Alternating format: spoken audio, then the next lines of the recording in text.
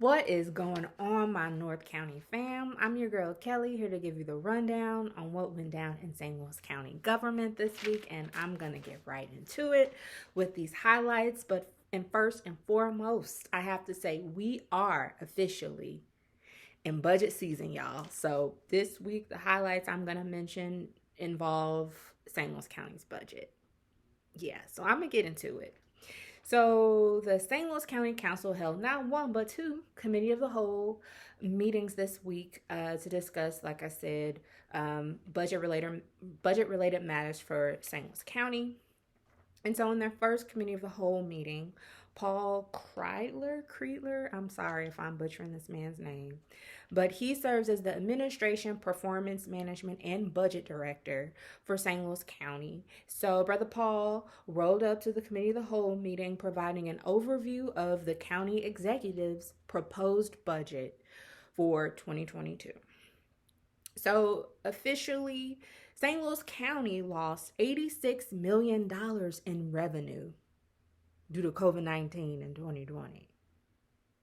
$86 million in revenue. Things are projected in 2022 to rebound, and he mentioned there's also some projected growth with regards to the hotel motel tax, casino tax, and sales tax.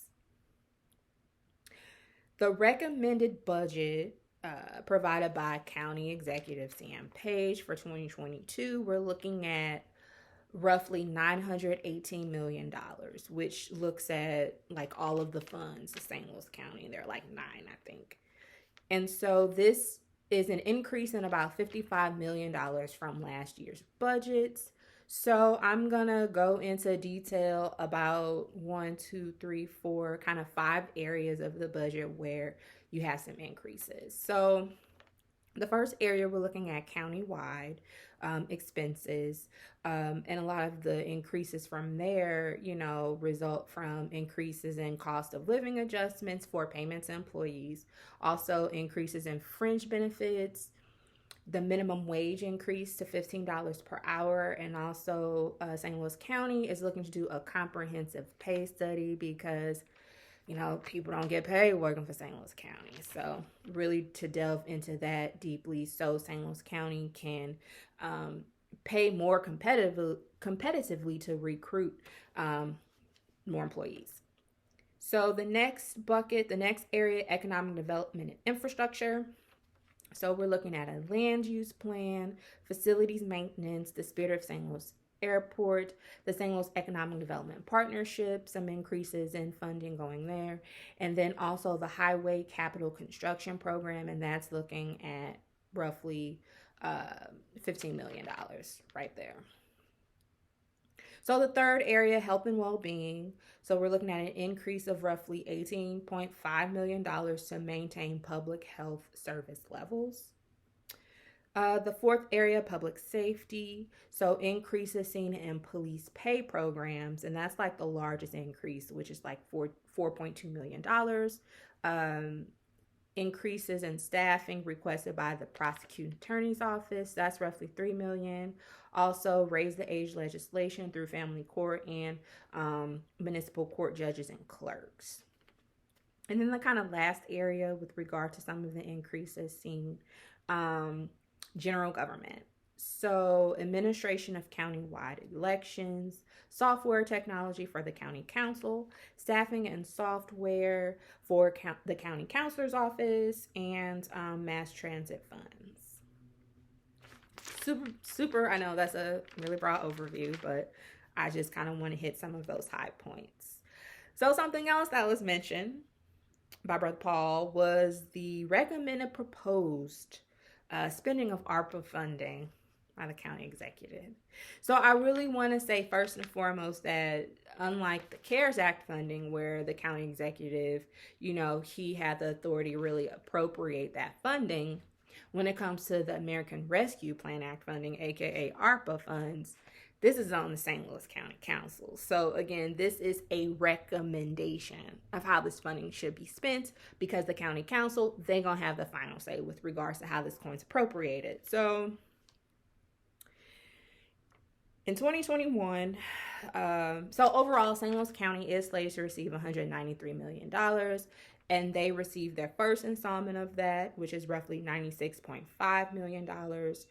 Of that coin, $3.2 million has already been appropriated.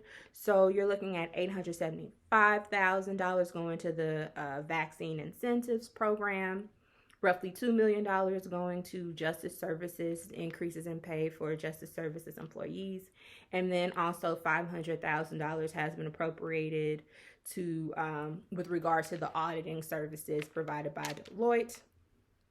So the remaining coin, which is roughly $93 million, the county executive is proposing to utilize that funding for the lost revenue that St. Louis County, that's occurred in St. Louis County from 2020 to 2021. And so really quickly, direct quote here. So the county executive recommends recovering all funds that have not yet been appropriated under the lost revenue provision of the federal legislation. This says that St. Louis County can recover revenues lost due to the pandemic as long as we use them for an allowable purpose. For us, again, this is Brother Paul's words, the usage will be for public health and public safety. So yes, that remaining $93 million, really looking to kind of, recoup the lost revenue out of St. Louis County that occurred because of COVID-19 and allocate that to public safety and public health uses. And then in 2022, again, St. Louis County will receive that second half, so that another round of that $96.5 million. And again, county executive's proposal to spend that is to use it all on lost revenues for 2021 and 2022. And like I said, allocate that to public safety and public health uses. Something else Brother Paul mentioned I wanted to lift up, that, there have been some cost estimations made looking at the total amount lost in revenue for St. Louis County from 2020 through 2023, and that dollar amount comes to $300 million estimated loss in revenue for St. Louis County. So yeah, he said, if the ARPA funds aren't used to recover that loss in revenue, St. Louis County gonna have to make some budget cuts to maintain a balanced budget and make sure they got enough coin in the revenues, in the reserves, in the piggy bank. So yeah, and then honestly, it just went dark. The presentation went dark because, we saw these charts and stuff, and he was looking through the different funds because, as I mentioned, the budget, it consists of different funds, 9 different funds, right? And so there was this line graph, and you just saw we're good. And then 2024, 2025, it just literally the line just went all the way down off of the PowerPoint slide. And basically he was saying, hey, if nothing changes, meaning if there isn't an increase in revenue, or maybe somehow a decrease in costs and expenditures, then come 2024, 2025, the ish is going to hit the fan and St. Louis County going to run out of money, y'all. Yes, so as I think that was Whoopi Goldberg and Ghost, and she was like, Molly, you in trouble, girl. Well, yeah, that's basically what he told the county council in the meeting. Unless something changes with that equation, either there is another revenue source identified, or maybe got to look at cutting some of these costs. That equation, some's going to have to change to make sure come 2024, 2025, things don't get all the way bad. Something that he did mention as well, property taxes. So apparently property tax rates have not increased in St. Louis County since 1985. So that was something that was mentioned, and there are a couple other questions and thoughts that they asked Brother Paul that I'm going to lift up here. There's a question, what about CARES Act coin. How much we got left? So he said $13 million has not been allocated at all. And again, that's on the St. Louis County Executive to determine where that money goes and how it gets spent. Something else that was mentioned, Chairwoman Day said, well, what about Prop P? What's going on with Prop P? And so this is what Brother Paul said. He said, and I quote, I track all of those expenditures.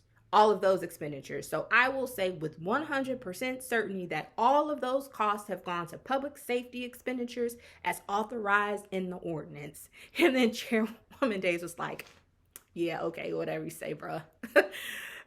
So, yeah, I'm sure there's more to come with this because this is budget season. So something else I did want to mention, there was another hearing that occurred later that afternoon on Tuesday. From other budget presentations, I learned a couple things. So number one, the Spirit of St. Louis Airport works with the Ferguson Florissant School District to train youth regarding piloting and expose them to other behind the scenes work, like when we're talking about mechanics and when we're talking about air traffic control. Did not know that was a thing. And then the second thing I learned from the Department of Planning, that the last general plan, also known as a comprehensive land use plan, for St. Louis County was published in 1980, y'all. 1980, yes, 40 years. With the last revision occurring in 1985. Damn. So the planning department, they're requesting $1 million to procure professional services needed to create an updated plan because it's needed. And I'm going to round this out, y'all. I am going to round this out with the legislative corner. So there were several pieces of past legislation during Tuesday night's county council meeting. So 3 of the pieces of past legislation accept grant coin. So one accepts up to $55,000 to support the St. Louis County Veterans Program. The second accepts up to $978,000 to support emergency response in the St. Louis area. Third accepts up to $83,000 to support the Department of Public Health's perinatal hepatitis B case management program. There was also a piece of legislation passed that approves a grant extension to December 29th from the U.S. Health and Human Services Substance Abuse and Mental Health Services Administration in support of the Resilience in Communities After Stress and Trauma Project, aka RECAST. So in total, I know they got a roughly $5 million grant. So this just kind of extends them, to be able to wrap up those things by the end of the year. Another piece of legislation was passed, which authorizes the execution of a contract for consulting engineering services with Engineering Design Source related to the addition of sidewalks. Yes, y'all, sidewalks along Old Jamestown Road. And these services will not exceed $200,000. And then the last piece of legislation passed, I wanted to mention, recognizes 911 dispatchers as first responders. Woo, child, y'all, I am done. It is a wrap for me. Please be safe out there, and you will see me soon. Peace.